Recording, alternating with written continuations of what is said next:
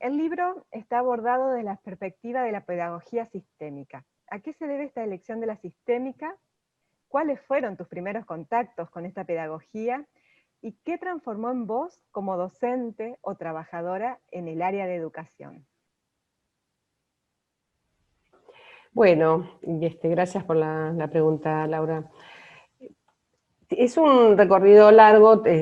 Yo comencé primero mi formación de base es la historia. Yo soy historiadora y te diría que un historiador, por definición, es alguien que tiene un pensamiento sistémico, porque está acostumbrado a pensar las relaciones, los contextos, las influencias de procesos que se tocan mutuamente y se van afectando, ¿no? Entonces, un historiador no puede pensar algo ni fuera de su contexto ni como un fenómeno aislado.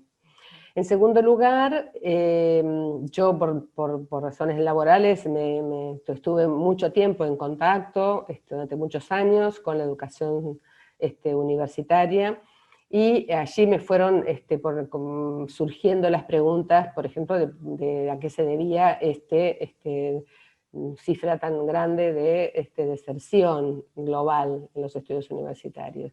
Entonces, como yo ya hace unos 20 años tengo una formación en pensamiento sistémico que se aplica para comprender los fenómenos humanos, bueno, con esa misma cabeza, una mezcla de historia y pensamiento sistémico, se cruzó con esta pregunta de cuál es la razón por la que los estudiantes abandonan, y me pareció que la mirada sistémica, que pone el eje en el individuo y sus relaciones, podía ser una manera para poder comprender un fenómeno que tenía tanta complejidad, ¿no?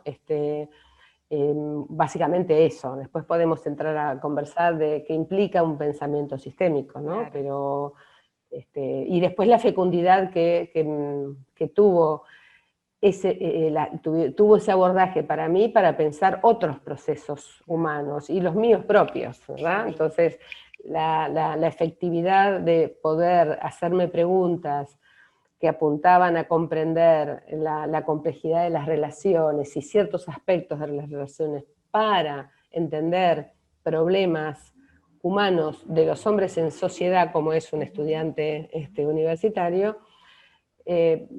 pensé que podía ser efectivo para hacer la pregunta desde esta mirada, ¿no? Y esto que decía también la pregunta, Adriana, ¿no? A ver, ¿cuál sería tu primer contacto con lo sistémico, ¿no? Porque vos decís que venís de una formación, que sos historiadora en realidad, ¿no?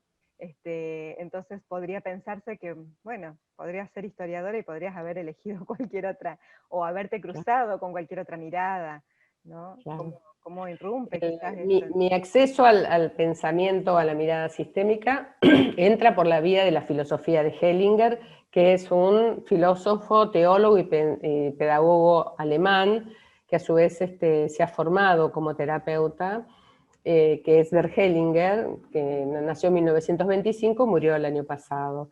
Yo accedí a esa filosofía a través de su método, te diría, que es el método que se conoce como configuraciones sistémicas o constelaciones familiares, y accedí primero por la búsqueda de comprender algún problema mío, ciertas situaciones personales, y es el efecto que tuvo ese trabajo que tiene un método y este enfoque muy específico, el que me llevó como a irme quedando en esta, primero, y pasé de ser una consultante a ser una persona que se formó en esta concepción.